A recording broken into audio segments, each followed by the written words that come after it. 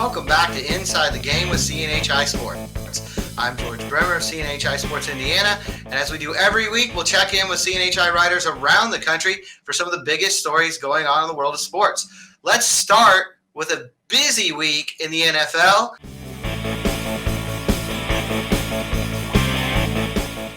Now it's time to check in for our weekly visit with Bill Burt. And Bill, it's been kind of a momentous week with regard to the coronavirus in the NFL. Do you think this is going to be an evolving situation for the league? I know that they kind of said, Dr. Alan Sills came out early on and said, it's not going to be perfect. We're not going to pitch a shutout.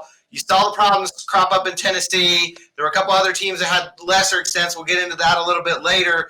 Do you think this is going to be kind of an evolving situation for the league as the year goes on? Yes, I do think it's going to be an evolving situation, but I think what we saw with baseball and what happened there with the Miami Marlins back in July, really 3 days into the season, I think it was 20 players were tested or deemed positive, and it was baseball's over, pro sports can't be run. Well, we found out these guys were out partying and went to a bar, then went to another bar, and that's the way it was. And I remember talking to the Red Sox manager, Ron Renicky, and he said, you know what?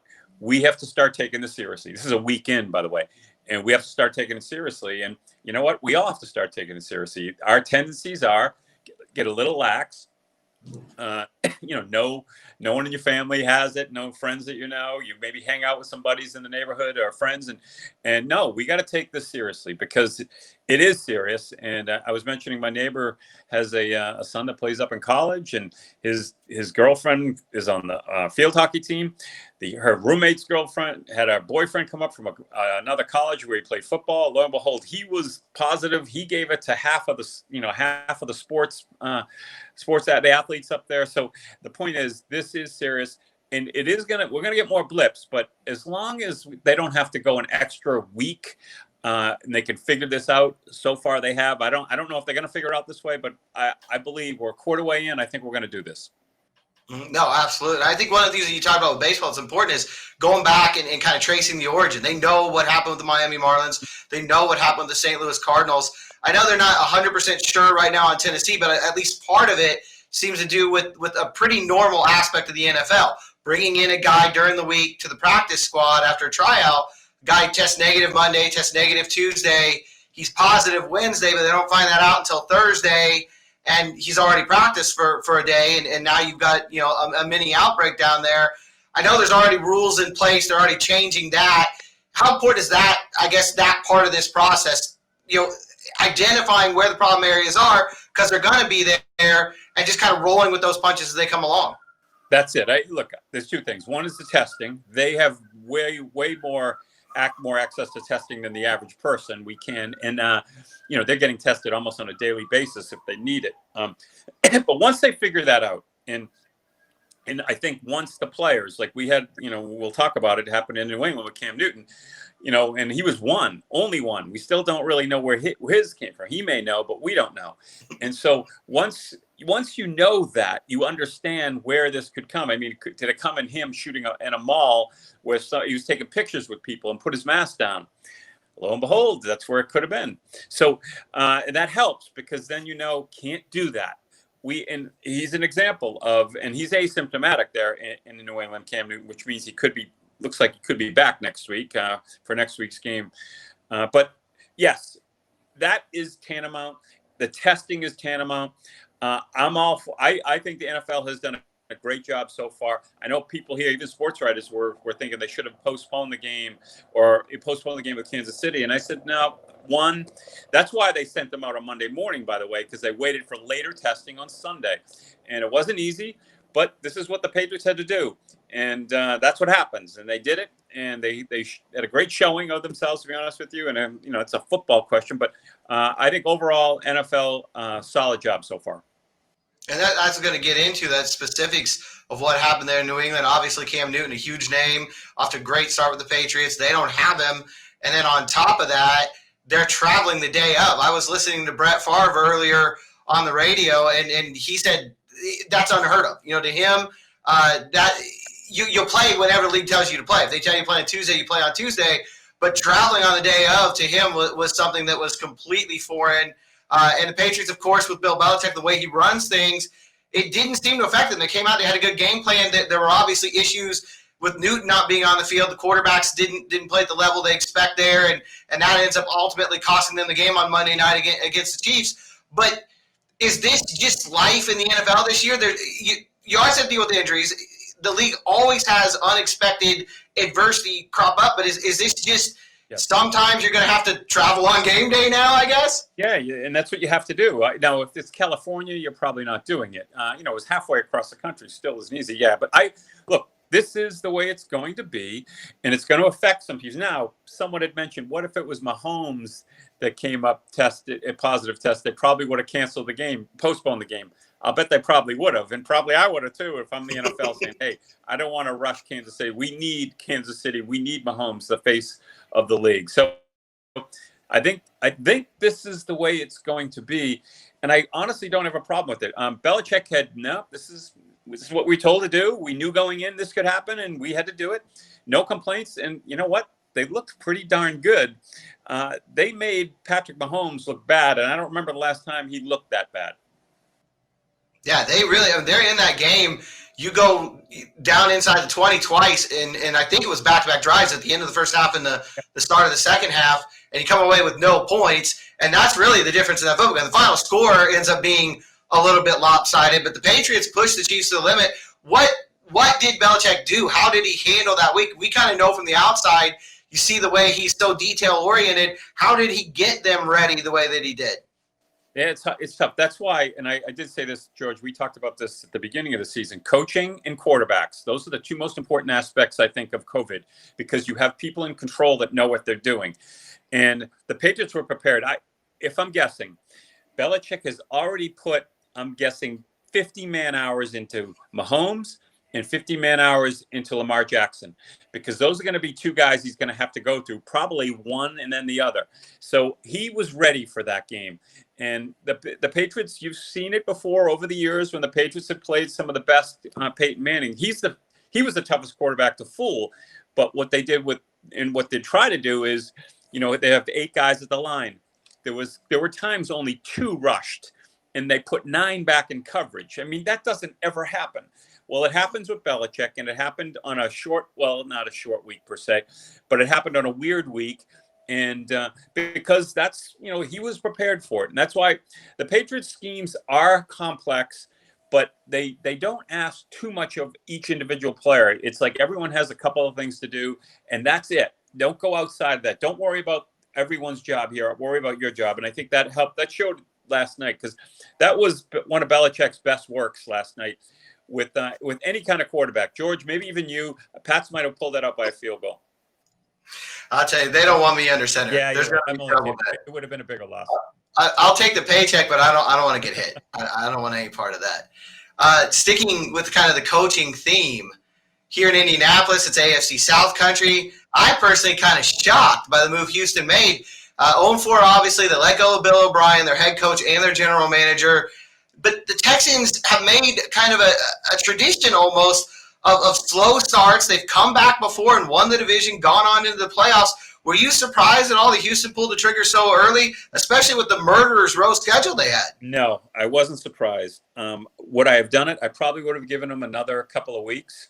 I know Bill O'Brien. He lives in our area. He grew up around here, went to Brown University. And his problem was, I go back to their loss last year against Kansas City. They're up 24-0 in the beginning of the second quarter.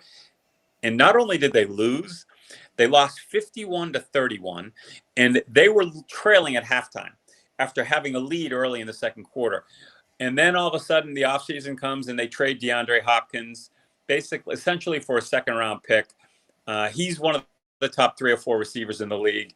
They obviously trade him for financial implications. We found out later they want to sign Deshaun Watson. They can't pay Watson $35 million and pay what DeAndre he wanted $20 million a year, and they weren't going to do it. So it was sort of a move. The gun was at Bill's head. They made the call. But Bill's also the GM.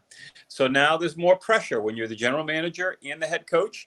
Then you open the season. You have a bad offseason, quote unquote, and after the trade, you have a bad loss to end the season, and then you lose 4 in a row. I was just hoping they'd I'll give him maybe another couple of weeks, play a couple of powder puffs. But we thought, I honestly, Minnesota, I think initially was supposed to be a tough game.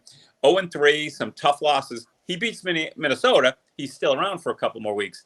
But the big problem is, and if you follow their 4 games, they've been losing every game, 2 scores, fighting at the end. They haven't played really good football here. So I'm not surprised. Despite his success, he will land on his feet, maybe back here in New England next year as an offensive coordinator, because I think we might see Josh McDaniels head out there to be the head coach, to be honest with you. And so he'll land on his feet, and hopefully he learns, because it was an interesting 7 years, some successful times, but in the end, it ended a hard way. He's an emotional guy, and I hoping he gets through. You kind of anticipated my last question. I was going to ask about McDaniels. His name's already been thrown around. Deshaun Watson's a pretty good piece to build around. They got a franchise left tackle there as well. Obviously, this is a job you think he would have interest in. Well, he did have a job in Indianapolis, and that didn't go well. He ended up pulled back. So I think he's ready. I think he will take that job. And it's a good situation. The people love football there. It's a great city. And yes, if you ask me, Nick Caserio, the Patriots general manager, possibly a general manager that could also join McDaniels. They are very close, best friends. They played college football together, both fighting to be the starting quarterback at John Carroll University. Interesting story, but we'll see. I believe, and I believe Bill O'Brien ends up back here next year, and I bet McDaniels goes out to Houston.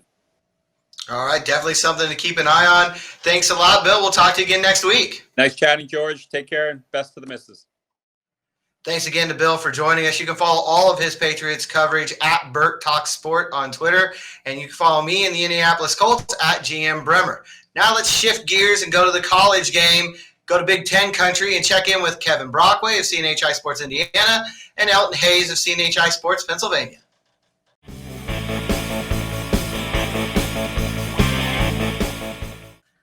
All right, shifting gears now to the college game, and it's supposed to be kind of a quiet time in the Big Ten, but we saw some pretty big headlines coming out of Wisconsin and Indiana with some fairly significant players going down. Do you guys want to talk about that a little bit? Yeah, Jack Cohn, a foot injury for Wisconsin, and the prognosis doesn't look good. He's going to see a specialist, but he could be out early this season. And then Marcelino Ball in Indiana, one of their starting defensive backs, also done for the year with a torn ACL. Raheem Lane also at Indiana has a nagging injury, a surgery that he's taking care of. He could be gone the first half of the season. So already seeing some of those injuries start to pile up, but it's going to be certainly interesting as they try to ramp up. Tom Allen alluded to this with the first scrimmage this week. His first scrimmage was actually his first practice in full pads, and he said that you've got to be a little cautious in terms of ramping up to full contact here as you get in the season, because you don't want to get guys too hurt too early. I think that's a good point. That was one of the questions that I asked James Franklin a few weeks ago when they got the green light for the season is, jumping into things right away. How do you balance getting your players ready for conference play in game one with also keeping their bodies preserved for that 9 games and 9-week stretch? And he kind of said,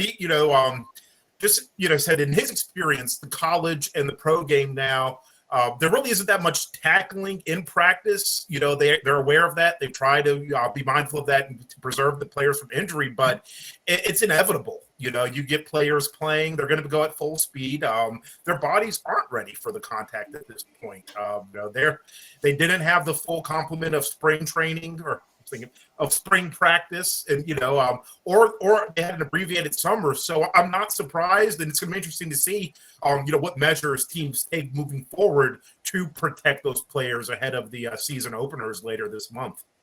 Yeah, no doubt. And I mean, injuries are they're a storyline every year. Obviously, they make the big difference sometimes between who wins the conference and who's second or third. But do you think it's going to be even a bigger deal this year when you're only playing an 8-game schedule plus the one championship week game? if you miss 2 games, you're missing 25% of the season this year. Is it even more of a focus than normal? I think it is. One of the benefits Franklin alluded to when talking about that grind of playing 9 games in 9 weeks is the fact that this season, with them offering these players a year of extra eligibility, you have the opportunity to play some freshmen or some younger players without it going against that 4-game rule. So, being able to cycle those guys in there to kind of give them that added depth, to kind of, give them a little bit of a breather and protect their bodies, definitely is a welcome change by the NCAA from probably all of the coaches around the country. Well, I think it definitely favors too the teams that have that depth. The teams like Ohio State, teams that recruit really well, Michigan. Teams that are 3 deep positionally. I think that you will see those traditional powers kind of rise to the top there because of the fact that, the teams that have that depth and have that built-in, program where you can just reload instead of retool. And I know that, some of the other schools like Indiana and Purdue here are trying to build that depth, but I don't think they're quite there yet. I don't see them quite being 3 deep across at every position, the way the big boys are. One thing I wanted to ask both of you, obviously IU opening the season against Penn State. It's happened before. We've seen those Thursday night kind of specials, and I know in recent years the Big Ten's had that kind of Friday night kickoff, and there'll be a conference game. But more often than not, your season opener's a MAC school, an FCS school, somebody you're supposed to win, get well against, work out the whatever rust there is. Have James Franklin and Tom Allen, has there been much talk about getting right to it and opening up with an opponent that you've got to be on your game and play well to have a chance? In speaking with with Franklin, I understand he knows the importance of getting into it right away. You've got 9 games, 9 conference opponents. Prior to everything that happened, it was going to be Kent State coming to Happy Valley to open the season against. They don't have that luxury. So, Indiana's a team that they only beat by 7 points at home last year. Indiana's a very talented team. So, I think, getting everyone up to speed in such a short amount of time without having any tune-ups or, preseason, for lack of a better word, is going to be of the utmost importance. Yeah, and, Tom Allen talked too about the sense of urgency in camp, the feeling of a little bit more of a pep in your step, and you don't necessarily have to get these guys to, it's a lot easier to get these guys to focus and to be quick in that sense of urgency that you have, maybe that you wouldn't have if you were facing a Ball State to begin the season. And, certainly I think an early matchup against the power could benefit a team like Indiana against Penn State from the standpoint of, you kind of get them early while they're working the kinks out. Now, the one thing you can say about Penn State is they do have a returning quarterback in Sean Clifford. But that defense without Micah Parsons, maybe they're going to be a little vulnerable and retooling a little bit there on that side of the ball. Maybe you can get some points on. I know that taking a little bit wider view here, looking at the national picture, obviously the SEC has been flexing its muscles again, dominating the top 10 in terms of teams in the rankings. But it's a big week for the Atlantic Coast Conference. It feels like the last few years they've kind of fallen by the wayside. It's been Clemson and then everybody else just kind of battling beneath them. Tigers with a big test against Miami on Saturday. What do you guys make of this showcase matchup? Kevin, I'll let you take this one, given your South Florida well, this is my alma mater, so I'm a little biased here. But the U, are they back? It's pretty interesting because a couple of years ago, you kind of thought maybe they were on the come. Mark Richt, they had that great 10-0 start. Then they kind of laid an egg against Pittsburgh, but they were in the ACC title game. They still had a chance to get in the college football Final Four, but got lambasted by Clemson in that ACC title game, losing by about 40 or 50 points. So I think this will be an interesting measuring stick for Miami. You've got the quarterback, Derek King, that is, and the offensive coordinator, Rhett Lashie. The offense right now is really kind of firing on all cylinders. There's still a lot of wide receiver drops, but they are getting guys open. And the 2 big tight ends, Brevin Knight and Will Mallory, who is, Bill Mallory, the former Indiana coach's grandson. I wrote about that earlier in the week. are two guys that are pretty sure-handed and really versatile tight ends as well. So they've got some weapons in the passing game. They've been, had good balance running and throwing. And but Clemson, I think, presents a different challenge just across the line of scrimmage. They are an SEC type team in the ACC. That's probably the best way to describe them. They've got a lot of big, nimble guys on both sides of the ball, and I think they're still the class of the ACC until proven otherwise. And then you can't count out Trevor Lawrence too. Kind of throw this out there for both you guys too. College football in general has long had the best regular season. Everybody loves the fact that every game matters and there's such a huge importance on each one of these games. Are these showcase games maybe this year even more important, given that it's going to be, I would not want to have the job of the College Football Playoff Committee trying to pick the 4 teams this year. It's going to be such a tough decision, such a tight race anyway. Are these kind of showdown games like Clemson, Miami, do they carry even more weight this year? I kind of think they do. And if you could look at this either way, for teams like in the SEC, in the ACC or Big 12, well, I think the Big 12's kind of played itself out of the playoff. But, one thing that I thought about is kind of recency bias. Clemson and Miami get a chance to get on TV now and capture everyone's attention, including the voters. But what happens when the Big 10 and the Pac-12 play later on in the season kind of be fresher in the mind? So I think playing a game right now and being able to make an impact, a statement win, will go a long way, and kind of keeping that fresh in the voters' minds and at their forefront, so that, like I said, recency bias doesn't, take over later in the season when these other conferences get ramped up. Well, I do remember an era in the 80s and the early 90s before kind of the conference championship games really took over, when those regular season games carried even more weight because you didn't have that at the end of the year, the conference championship games. So I think now, as you mentioned, Elton, there's kind of more time to, make up ground if you lose a game this early in the season and vice versa. So maybe it takes a little bit out of that regular season matchup. And I think it will more as, the college playoffs potentially expand to 8 teams to 16 teams, which is what they've talked about down the road. And I think that with the money, they'll eventually be going to that model. But it's always fun to have those big regular season tilts and, have them really, really mean something early in the season. Absolutely. Thanks a lot, guys. There's obviously a lot going on this weekend, a lot on the horizon with the Big Ten. I'm sure you'll both be busy. We'll check in with you again next week. All right. Good talking with you all. Thank you, George. Thanks again to Elton and Kevin. You can follow Elton and the Penn State Beat at EHDC12. You can follow Kevin and the Indiana Hoosiers at Kevin Brockway G1. Now it's time to go for a national view. We'll go out to Oklahoma and check in with CNHI national sports columnist Clay Horning.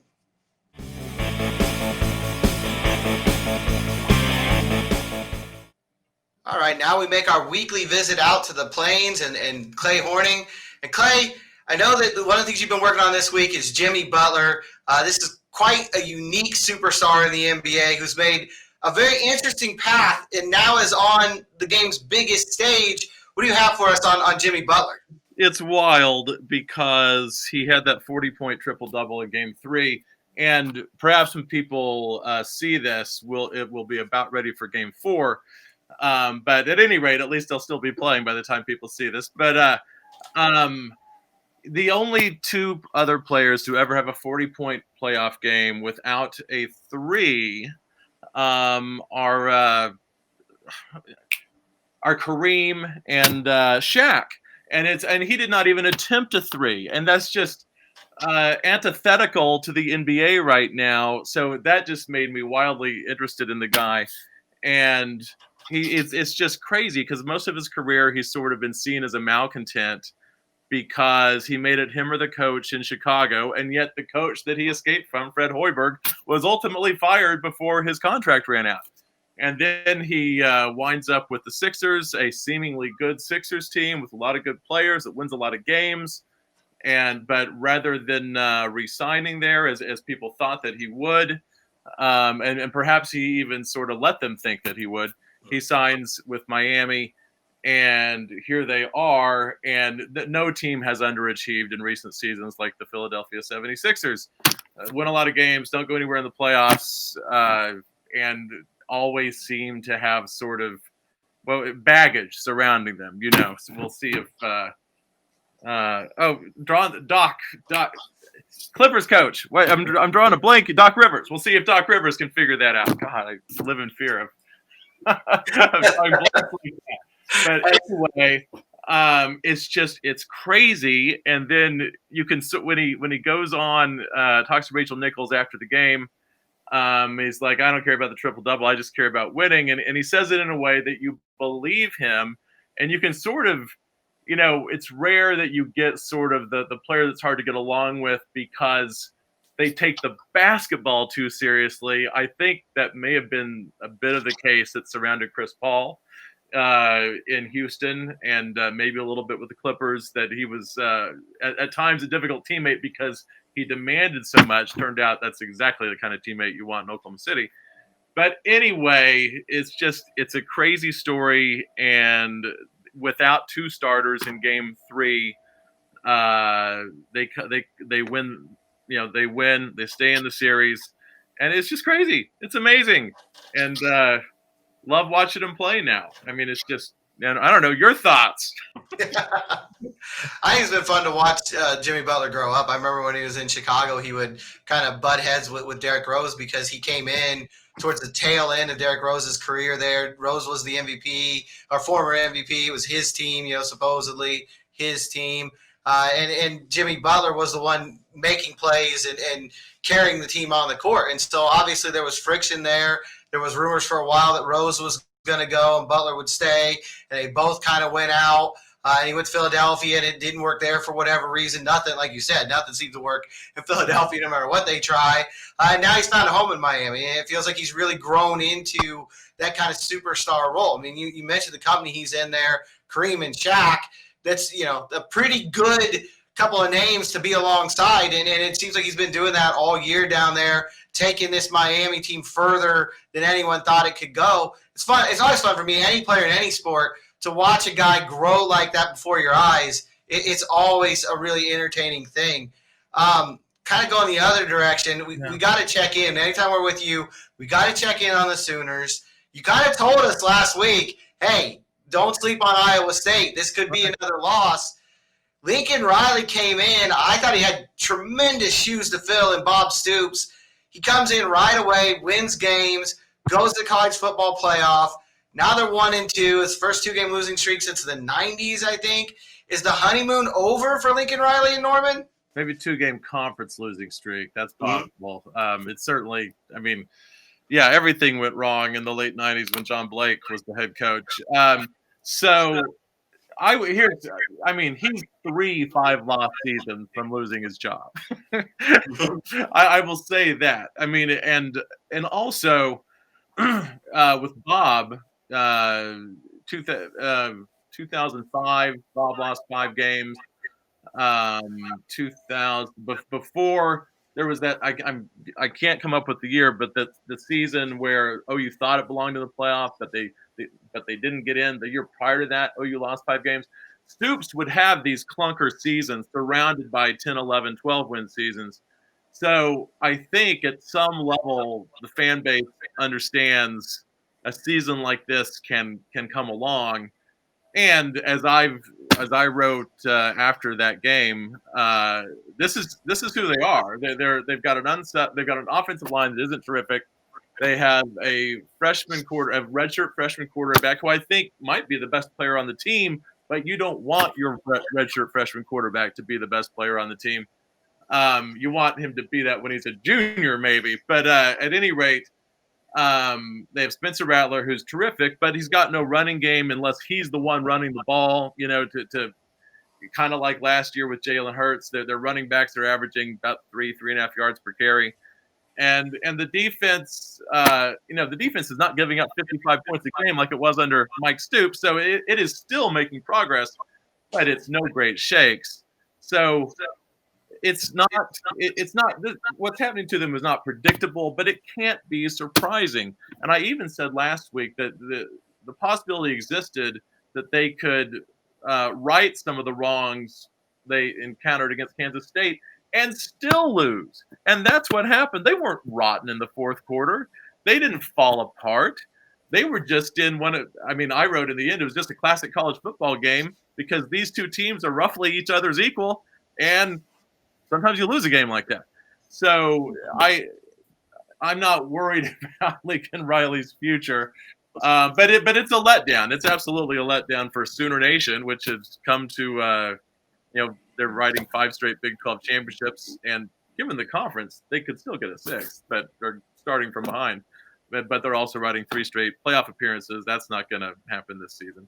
So you just have to look at it an entirely different way, and if you can allow yourself to do that, then you see it through a new prism. Then you can see progress, and they might lose a game or two still, but yet make progress. And you don't go to the playoff every year unless you're in Tuscaloosa. There's 2 annual traditions since Lincoln Riley took over there. One, the quarterback goes to New York for the Heisman Trophy ceremony. Right. It's probably not going to happen this year. If he can't throw the ball, like Right. And he is a redshirt freshman. And 2, somebody starts throwing his name out for NFL jobs, and he's up for all these. Do you think we're going to see that second one again? Houston's already open, and I'm sure there are people who would like to see Deshaun Watson play for Lincoln Riley. Are we going to hear his name again for every NFL job that opens up? I think we will, and I think Lincoln's been pretty good about when it comes up, he'll say something like, I'm not going to tell you that will never interest me. It's like he's going to say, we're going to live in the real world as I answer this question. Yet right now, my feeling is I got the job I want, the best job I could imagine, yada, yada, yada. So I think he will be lured away, should he be lured away, when he's sort of, in a sense, done it all, mastered everything. That doesn't mean win a national championship, but here's what I mean, is that I have this theory that like the new rules, you can play 4 games before losing your red shirt. So now, and I just thought that would be a nightmare for college coaches because it's just one more thing on their plate that they've got to mess with, and it's crazy. You want to maximize. I think Lincoln loves stuff like that. I think the more you put on his plate, the more he's interested in it, the more he thinks he has a competitive advantage. He's sort of revolutionized signing day and the hoopla surrounding that. He's sunk his teeth into the spring game, trying to make it something that will benefit all the sports. So I think he's busy reinventing college football right now. But once he completes that task, whether he's won a national title or not, he might still be just he might not even be 45 at that point. I think he's in his late 30s. But so, yeah, I can totally see him going, but I think he's not finished conquering the world he's in. Yeah, one revolution at a time. Gotta pace yourself, right? He's a young guy. He's got a lot of energy, but you still gotta pace yourself a little bit. Thanks again to Clay. You can follow him at Clay Horning on Twitter. You can check in here every week with us for all the news as we take you inside the game with CNHI Sports. Thanks again for watching. We'll be with you again next week.